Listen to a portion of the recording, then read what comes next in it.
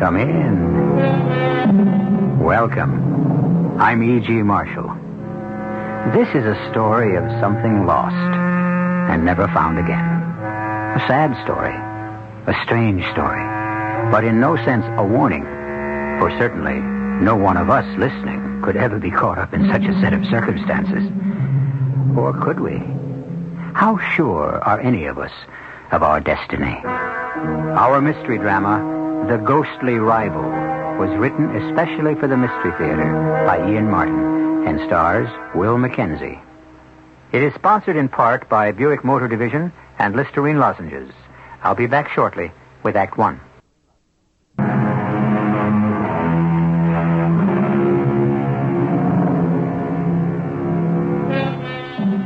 The crumpled remnants of the car are now a dying sheet of flame. The bright oranges of the fire smeared and dulled by the black smoke as rescue crews work. The man, mercifully thrown clear of the raging flames, his fall broken by the thick underbrush, lies still and limp as the ambulance crew pick him up and carry him to the waiting ambulance. It takes off immediately, and soon, within the city limits, the familiar whoop-whoop of warning clears the road in front of it. It strikes a note of doom to all who hear it. Then, suddenly, there is the muted quiet of the hospital. Take him straight to emergency. Yes, Doctor. Superficial burns, possibly internal injuries, but main diagnosis is he was bitten by a black widow spider. Yes, Doctor. Whoever's on duty can handle the surface stuff. Alert the neuro resident. Whoever's on the psych side for the rest. Can do, Dr. Peters. Did you sign him in? Yeah, here are the papers. There's a woman with him. Wife, I guess. She got caught in the car and burned to a crisp. His name is Cartwright. I guess kid glove treatment. He's one of them. We treat them all the same. That's the spirit, baby. Just the same, his family and in-laws did build a wing for dear old Central Hospital. All right, I'll see you in the snake pit later.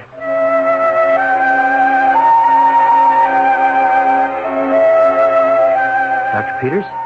Oh, yes, Dr. Mathias. You put in a call for me? Yes, Doctor. I got an accident case.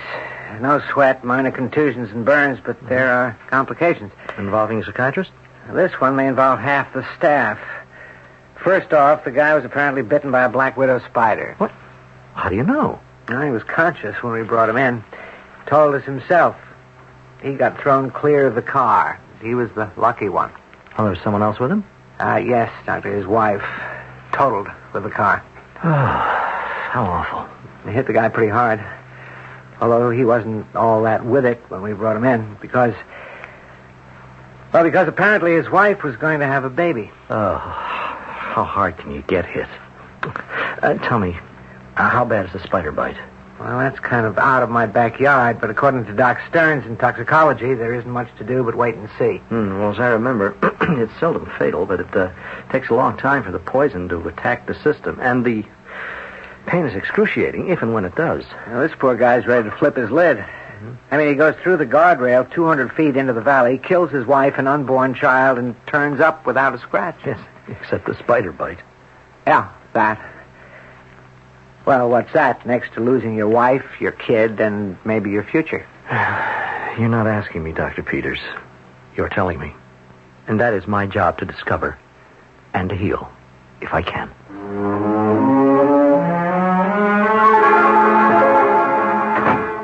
Good day, Mr. Cartwright. Well, what's your specialty? If you're a doctor. I am. I'm a psychiatrist. Oh. Well, that's different. No, not really. Just another phase of medicine. I hope not. I mean, I hope enough different. I've been wanting to ask for someone like you. I've got to talk to someone who might possibly understand. Understanding, I can't promise you absolutely. But, well, at least I listen well. The best I can ask for. No one will believe me. I am trapped as thoroughly as that horrible thing in the bottle I let escape. But I have to keep hoping that somehow I can find escape, too. Well, let's see if we can't begin by making a start at it, at least. How open is your mind? Well, I don't know. It's pretty open, I should hope. You know who I am. You were admitted to the hospital as Thomas Cartwright III. That's who I appear to be. Have you ever heard of a Terry Connolly who is buried in the graveyard behind St. Stephen's and whose headstone reads, born 4/29/51, died 8/16/73? Well, should I have? Yes. Because that's who I really am. How do I answer that? You consider yourself already dead? Condemned. Why? Because I sold my soul. Oh, that's rather a wild statement. You mean like Dr. Faustus to the devil? I mean like that. Oh, and I hope by all means you're going to tell me about it. You still think I'm Thomas Cartwright III? Well, to all intents and purposes, plus your public identity and all the private contents of your wallet, and also your wife's identification, of course you are. I couldn't possibly be Terence Conley, could I? No, I don't even know him. Then may I introduce myself? Not my outward appearance, but what lives within the outer shell. Suppose I accept that claim. Can you prove it? Can you listen to a sort of complex story? You have the floor. Okay. Let's start it this way. You're looking right at me. Now, I'll even give you a better opportunity. I really don't think you should get out of bed. No, I'll get right back in. Now, I'm standing. How do I look? Oh, young man in his early 20s. A little bit overweight. Brown eyes, dark brown hair, slightly receding, and some evidence of dissipation. Height about 5'10", isn't enough? It'll do. 2 years ago, I had blue eyes and sun-bleached hair. I was 6'1", 185, all muscle. Here, I'll show you. In my wallet is... Yes, this was the last snapshot I ever had taken. Laura took it. You see? Well, this would be the Terry Connolly that you mentioned, hmm? That's right. With a surfboard. A hobby? My life. That was at Makaha, the Internationals. It was where I met Laura, and the first change in my life happened. You fell in love? You wouldn't think it to look at her, but she can hang 10 with any surf cat. Only by her it was just a sport, for kicks, not a way of life. Now that shook me. I suddenly woke up to the fact that I was nothing better than a surf bum. Oh, well, so you gave up surfing? Not exactly. I came back to L.A. Laura's from here. Well, from Santa Barbara. And since we wanted to get married, I had to find something to do to make a living. There was this kid I knew. We'd surfed at 100 beaches ever since we were in junior high.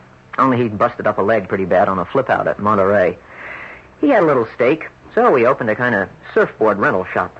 You know, with skin diving gear, other stuff, snorkels and all. And I went in with him, giving surfboard lessons on the side. It wasn't bad, but you couldn't make much. You know how rich Laura's family was. So, she came up with a better idea. I don't know, Laura. I just don't know if I could go that route. Oh, don't get all uptight on me. It's only money. Yours, not mine. Ours, darling. Once we're married. I don't want to live off you. Now, that isn't the question. I want you to live with me. And I also want to be supported in somewhere near the style to which I am accustomed. You're not going to be able to do that being a half-baked beach boy. Oh, thanks for the way you sized me up. Oh, there's no big problem, Terry. Let's be practical. You got your college degree and decided to take a year off because you wanted to prove there wasn't a wave that swept in on any shore you couldn't master. But you said yourself, after Spud got all busted up, you'd bought it. You want to be a doctor. Okay. You've had pre-med. You just go on using my dough, and when you get to be a rich orthopedist, I'll make you pay and pay and pay. I don't know if I can cut it after being a dropout. You can cut anything you want to, Terry. What about your father? Well, I've been breaking him down bit by bit. He's not all that tough. And how about my rival, Mr. Flab-Bellied Moneybags? Tom Cartwright. That isn't fair, Terry. He's just very different from you. He sure is. Several $million worth. Family money. He didn't earn it. The way you're going to. Oh, Terry. What? I love you. You're what I want. Your father will never buy it. I told you I've been working on him. I've even got this far. You're invited to dinner this Friday to meet him. You mean so he can look me over? Well, that's fair enough, isn't it? Sure. If you were my daughter, I'd make damn well sure I got a good look at anything chasing you.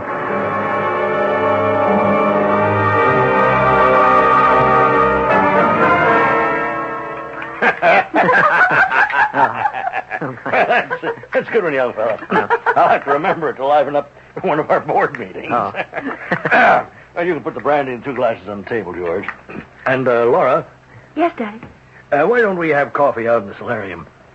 There's still plenty of light to admire the view. All right, I'll have George set us up there. And, all right, now, you go along, Superintendent, will you, dear? Mm-hmm. I think Terry and I have a couple of words to exchange. Okay, Dad, but you won't be long, will you? No, no. I'm the only lady for the gentleman to join. No time at all. Well, you'll have some brandy, Terry? Oh, I'm not much of a drinker, sir. How much? Beg pardon, sir? Well, you heard me. How much to what? To get out of my daughter's life, leave her alone.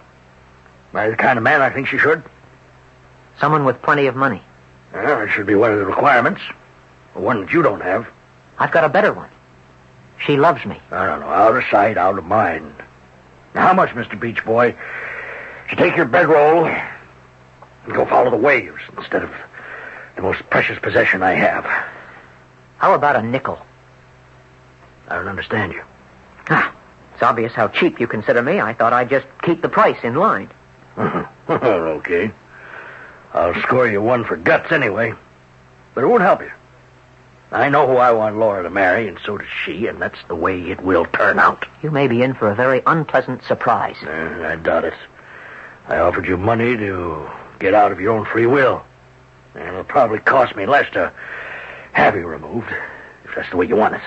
You've got to be kidding. I don't make jokes. Let me put it quite simply, Beach Boy. If you don't bow out gracefully, I will make certain arrangements to have you, well, if you'll excuse the expression, rubbed out. I'll give you 24 hours to think it over.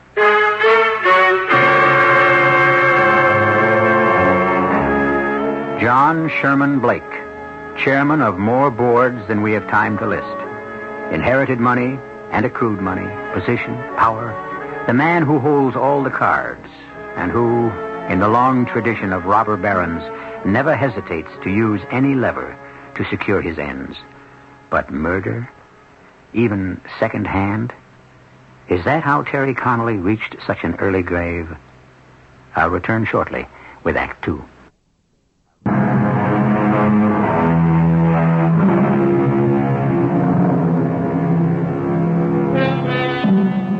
For a moment, as though exhausted, the pale young man in the hospital bed has shut his eyes, leaning back against the pillows. Dr. Matthias, the psychiatrist, eyes him carefully and then speaks quietly. Perhaps, Mr. Cartwright, we should let you rest for a little while before you continue. Rest, Doctor? I haven't known any rest since... Oh, since the night you were telling me about? Yes. I didn't go out to the solarium to have coffee. With Mr. Blake's ultimatum facing me, I went straight for my old beat-up car and took off. I had to think, clear my mind. Best place for me to do that is riding a wave. So, I headed for the beach. I always keep my gear in the back of my bus. The nearest beach was Old Deep Six. Unless you had an attack of the crazies, nobody rode the junk that came in there. Rocky bottom, narrow reefs on both sides, and a crisscross that really chopped up the rides. Well, that suited me just fine. I wanted to risk my neck. It might be the answer. I took a heavy board because the wind was high, paddled myself out over the breakers, and waited for the big one. I saw a hummer coming. I waited. Then I raced to stay ahead of the crest. She broke pretty. Then it happened. A rip current broke her wide open. She collapsed on me, driving my board the Lord knows how high in the air and grinding me down and under, rolling and tumbling until I hit my head and went out like the light above me over the sea, under which I was buried.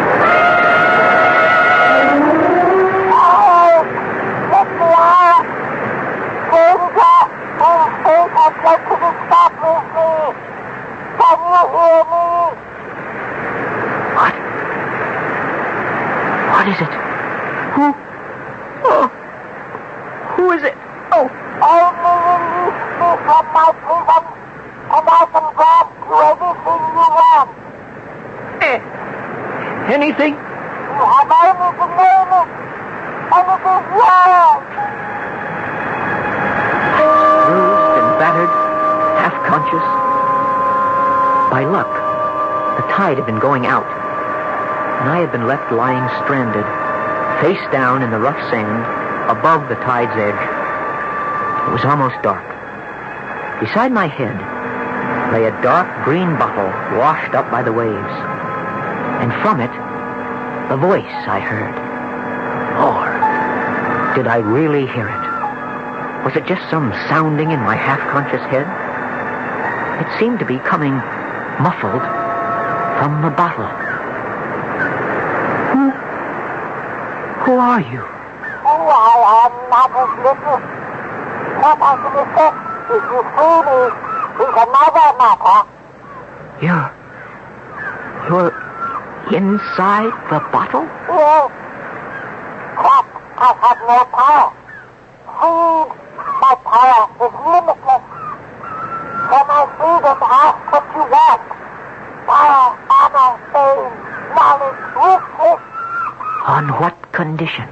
I ask none. Are you sure? Or are we just kicking around the old Faust dream? Your freedom for mine. I said there were no conditions. Open this bottle and let me out, and I'll grant you whatever one wish you desire. Okay. You got it. It's only a dream. How? There is no way I can dig this cork out. Break the bottle. Okay. Scrooch up in the bottom and look out for flying glass. Here goes! The moment the bottle broke, a great, hairy, black spider with a red hourglass mark on its belly burst from the sharded remains of the neck. For a moment, it teetered on its long, jointed, multiple legs. And then, a second transformation took place. Almost as though it had exploded, the spider blew up into a giant of a man, with a bald head bristling dark blue from shaving, and a body covered with tangled black hair, dressed conventionally enough in blue jeans, just like I wear normally. I am your servant, sir. Who are you? I am whoever you want me to be. But that is of little importance for the moment. You kept your part of the bargain. Now, I keep mine. Ask anything you want of me. One request. No strings. Choose. All right. I'm too tired and chopped up to debate the point. You ask me what I want, I'll make it within reason. More wealth than the father of the girl I want to make my own. Enough more so that he cannot keep us apart. Granted. You've made your choice.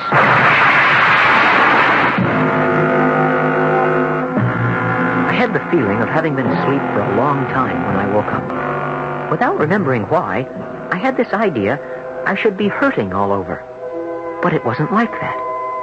I felt like I was floating on a cloud. The bed, if it was a bed, didn't support me. I just sort of hovered in space by myself. I didn't want to open my eyes.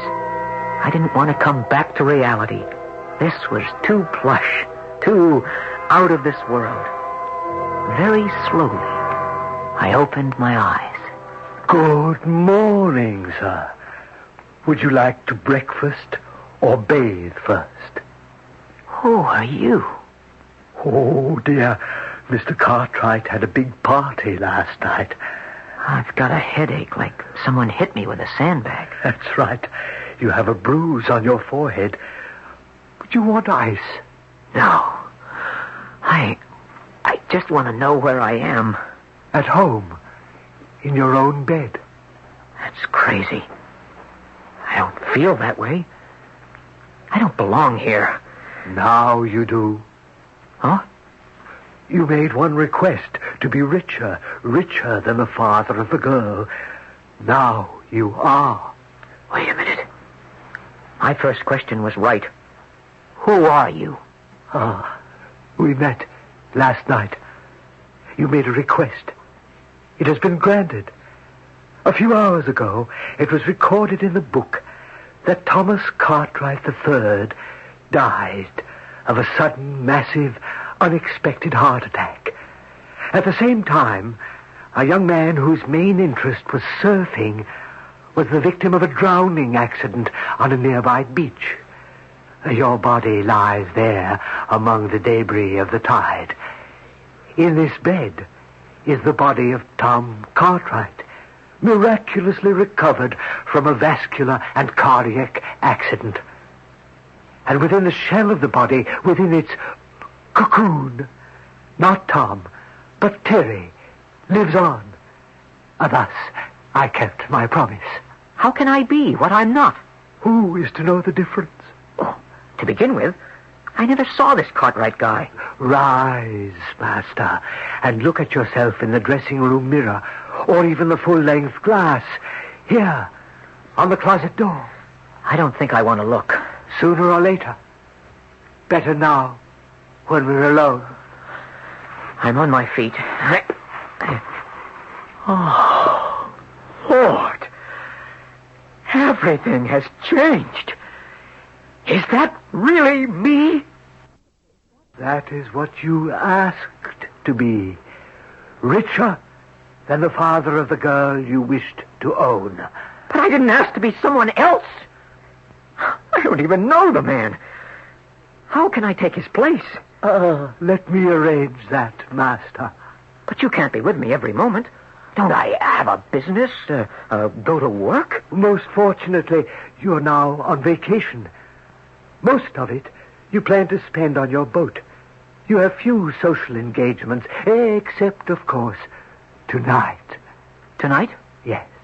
Tonight, you're dining with Mr. Sherman Blake and his daughter.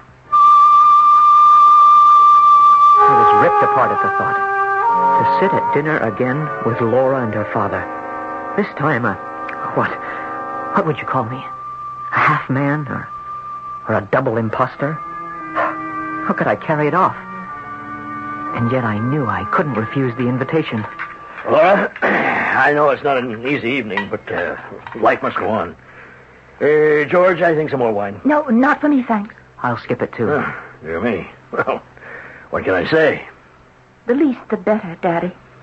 As you wish. A terrible accident. Yes, it was so wasteful, a fine young man. Why would he take a chance as he did in that riptide with such broken surf? Maybe you could answer that, Daddy. Me? When you shooed me out to set up coffee, what did you say to Terry? You touted him off. You made it impossible for him to even think we could ever be... Excuse me, I've got... I'm sorry about that, Tom. Oh, nothing to be sorry about. I understand. You do? Yes, sir. With your permission, sir, I'd like to talk to Laura alone. Well, yes, by all means. I hope you can bring her back to her senses. You know you have my blessing. Yes, sir. I know.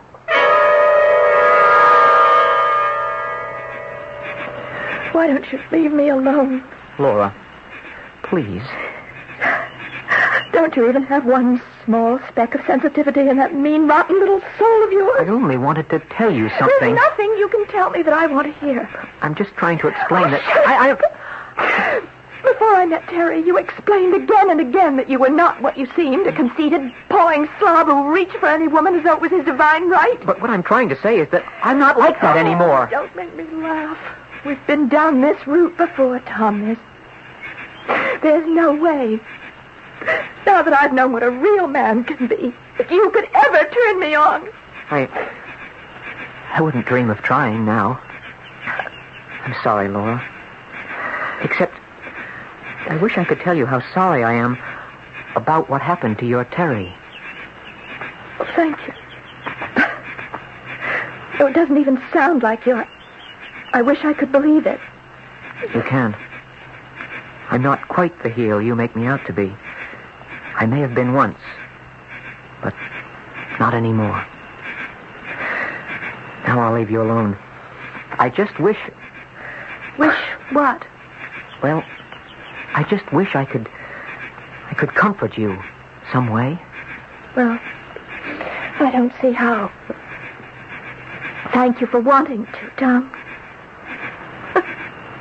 It's so funny, but all night since you came to dinner, there does seem to be something different about you. I don't know what or why. Because I have changed, Laura. Give me a chance to prove that. With time, I think you'll find I'm not the hopeless case you've written me off as. I had found out two things. The first, that Terry Connolly was dead. The other, that I, or Terry, had given up his life for nothing. I went roaring home in my newly acquired Ferrari to face Aki, or whoever he was, with a new decision. I want to go back. I don't want the money or this flabby, jaded body. So sorry. It's not possible. One wish only, and that has been granted. But I didn't know I'd have to give up my life for it. Please, allow me to point out, you still live. Only outward identity has changed. It's the same thing. As long as I seem to be Tom Cartwright, the girl I want and love won't look at me, won't have anything to do with me. Patience, Master. You will see. All will turn out right. It is written, you will be married. Now, I must leave. If you need me again, go to the sea and find the bottle again.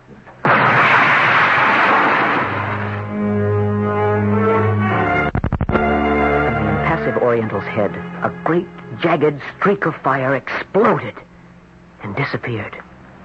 I realized that I had not been talking with Aki, but with what? A minor demon. Or the devil himself. What did it matter? He had brought me to where I was.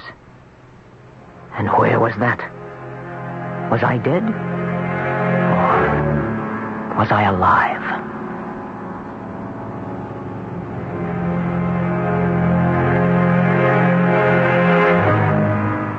For a moment, the pale, tortured young man in the hospital bed stops his story to shut his eyes as if against a wave of excruciating pain.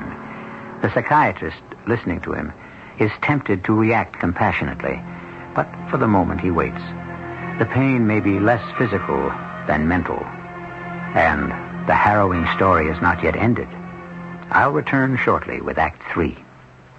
You've worked hard to get where you are, and now would be a very good time to give yourself a little pat on the back in the form of Buick Electra, a car filled with room, luxury, comfort, the perfect place for you and your free spirit to get together.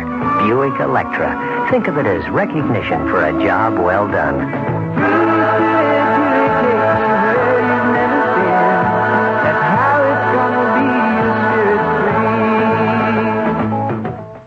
America discovers mailgram. All over the country, people are discovering the speed and impact of mailgram. Here's what airline stewardess April Rivkin told us. April, how did mailgram help you? Well, one day they were going to lay off no people, and the next day it was 300 people. Literally, this is the way it went. They were just sort of hedging the issue. And I kept thinking, well, somebody must know. So I sent a mailgram to the chairman of the board. Now that's a direct approach. What happened? I was amazed how my mailgram got through. And a few days later, somebody called me and said, the chairman of the board got your mailgram and asked me to respond to it. And I thought, well, I'm off the hook. I've been talking with April Rivkin. She's one of millions of people who are discovering that mailgrams get through to people and get results. It's easy to send a mailgram. Just call Western Union's toll-free 800 number anytime, day or night. Mailgram, impact of a telegram, at a fraction of the cost.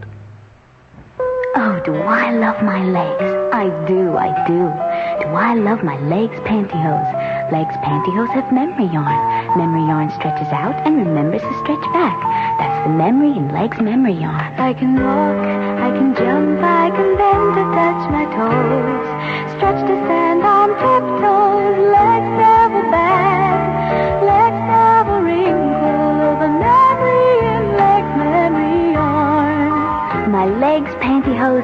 sit you can't forget, a stretch you won't believe, comfort beautiful. That's the memory in Legs Memory Yarn. Oh, do I love my legs? I do, I do. You'll love Legs pantyhose, too. And if for any reason you don't, we'll refund your money or send you a replacement, whichever you prefer.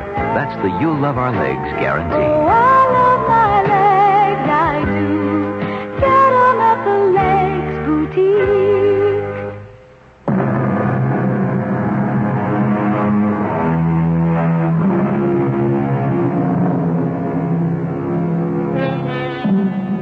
The wave of pain, whether caused by the spider bite or some deeper echo from the soul, has passed. But the young man in the bed still lies with his eyes closed. The nurse, coming into the room, is quickly pantomimed to silence by the psychiatrist. She stops with the tray containing the hypodermic and the phial of morphine. Quietly, Dr. Mathias goes to her. Dr. Peters ordered a hypo for him, Dr. Mathias. Well, I don't think he needs it yet. Now, if it becomes necessary, I'll give it to him. Yes, Doctor. Mr. Cartwright? Yes. Are you all right? Yes. Do you have any pain? Pain. Oh. I'll never be without it. I can give you a needle if you want. No. No. No drug will reach the pain that really haunts me. I want to finish my story. Yes. Very well. Let's continue. It was her father who dragged me back into the whole mess. He came to see me at my house, and he didn't mince words. You can't leave me hanging like this. I have a deadline to meet. Yes, I know. Well, are you coming in with me, or aren't you? I haven't made up my mind yet. Oh, good Lord, man, you can't put me off. I'm on the edge of the precipice. I foolishly overextended. I have no cash flow, and if the banks ever get wind of that, the whole thing would collapse like a house of cards. And how much is it you want to borrow? It's got to be a couple of million, at least. Now, we have been over this before. And the security. We've discussed that before, too. You mean Laura? Yes. Except that she happens to be a security that you can't deliver. That's where you're wrong.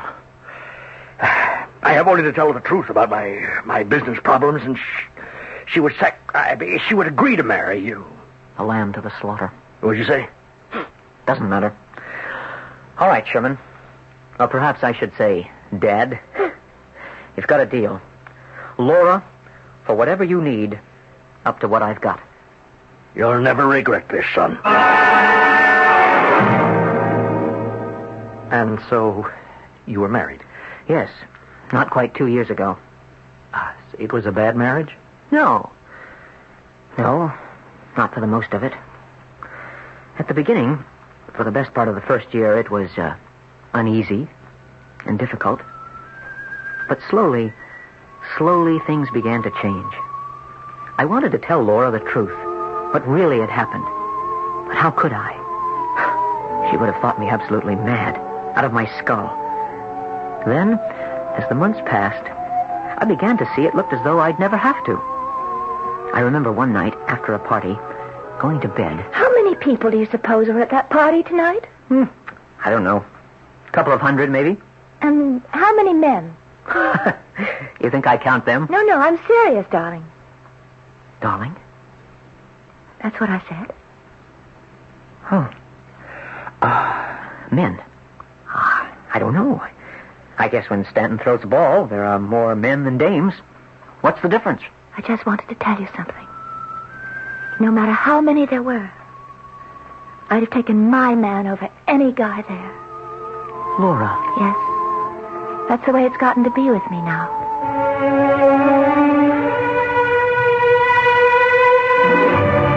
That was the beginning of our whole new relationship. At first, I basked in it, gloried in it, ate it up. And then? Yes, Mr. Cartwright. And then? And then another crazy thing was happening inside. Can you imagine a man being jealous of himself? I was two people in one body, both of whom loved the same woman. One was dead, except his soul lived on inside this body. Who was it Laura really loved? Me, Terry, the scatterbrain, the live-for-the-moment guy? Or Tom, The percentage man, the cool cat with the morals of one, and a built-in gift for destruction. Is that what you tried to solve? That's what I had to solve. Because so very soon after Laura and I had found each other, she became pregnant. Whose child had been created? Mine? I mean Terry's? Or Tom's? I mulled over. I agonized over what the future held. And at last, I had to decide. I had to make some attempt to find out. But how can we? You know, we're only human. We can't foretell the future. I could. I remembered what the Spirit had told me. To seek him, go to the sea. Again it was late in the day, and again it was old Deep Six. Beyond the surf, I waited for the wave. I was king, invincible, hanging ten. Suddenly, before I could move back, the wave broke upon me. The wild frost whip snatched my board and threw it sky high, and I was ground down under the mad, swirling, breaking water below. I came to again, lying on the tide's edge, just as I had done so many months ago. Why did you search for me? The child. What of the child? I suddenly realized what a fool I was. You asked nothing from me for what I wanted. But what about my children? What did you imagine? The world on a silver plate without any return? But you promised it was not the old Dr. Faustus gag. Naturally. We progress. Things change. Your soul had no interest for me. Only your offshoot. Your children from here on, and into time. As long as they shall live. That's the answer to everything. Why I came back, ready to strangle the woman I loved, so she could never bear a child that would foster the dynasty of the devil. But you didn't strangle her. No, because when I got home, Laura was half out of her wits.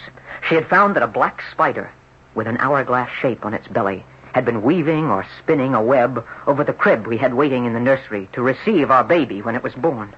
Well, then what happened? I started to push aside the web, but it clung to me.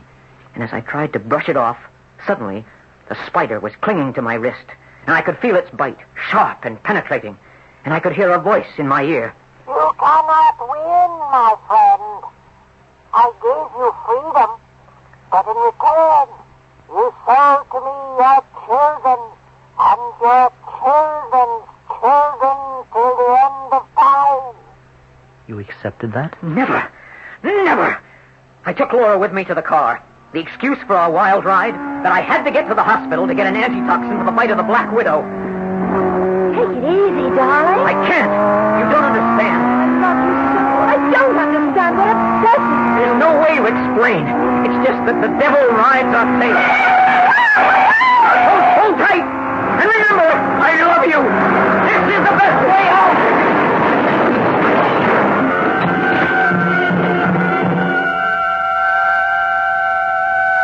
So, you remember. You know that Laura's, Is dead. Why not me? What was I saved for? It's a question that can't be answered. Oh, yes. I see now. It's all clear. You. What? In another form. The Antichrist. The enemy. I can do nothing else. Mr. Kite, I can kill you! Yes, I can! I want to help you! Okay. I don't need any medicine for me to handle this.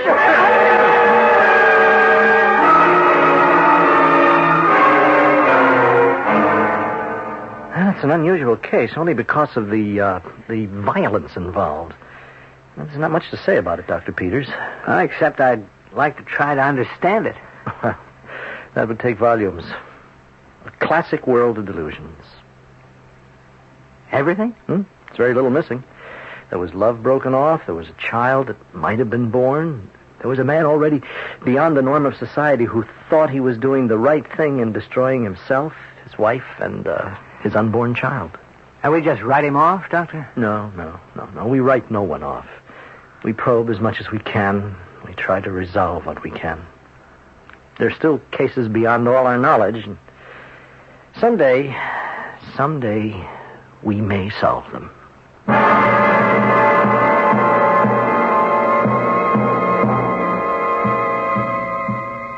Don't look to me for any answers. This is the story of what happened, or appeared to. I know no other way than to leave it at that, unless someone can tell me more than I can understand. I'll be back shortly. Bargain shoppers of America, you've waited long enough. Now you'd better move fast, because it looks like prices on appliances will be going up again soon. Before they do, get to your Whirlpool dealers, where you'll find some of the hottest deals in town. How about that new dishwasher you've been promising yourself? Take $74 off the old fair trade price tag on a new deluxe Whirlpool quality dishwasher. In the market for a quality refrigerator, save $60 on Whirlpool's beautiful big side-by-side 19-footer. Or save $43 on the Whirlpool 12-footer that's American-made and only 24 inches wide. Wait, there's more. You save $70 on a Whirlpool quality compact washer and dryer pair, and they can both fit in only 24 inches of space. Here's what we're saying. Whatever you're bargain shopping for in the way of quality appliances, now's the time to see your Whirlpool dealer. He's got the deal to turn you on. Prices are optional with Whirlpool dealers, and savings are based on previously higher fair trade prices. The new Lowe's Monte Carlo Hotel is alive with life. Watch the Grand Prix from your terrace. Dine on international cuisine in 5 restaurants. Enjoy international stars in the Folie Russe Supper Club. Play roulette at the only in-hotel casino on the Riviera. For reservations at Lowe's Monte Carlo, call 586-5099 or the Lowe's toll-free number in your area. Lowe's Monte Carlo Hotel.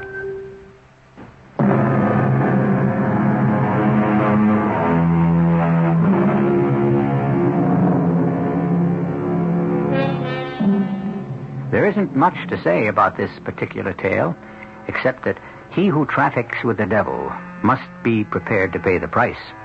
A sad and terrible price for all who are involved, except John Sheldon Blake, who was really the most to blame.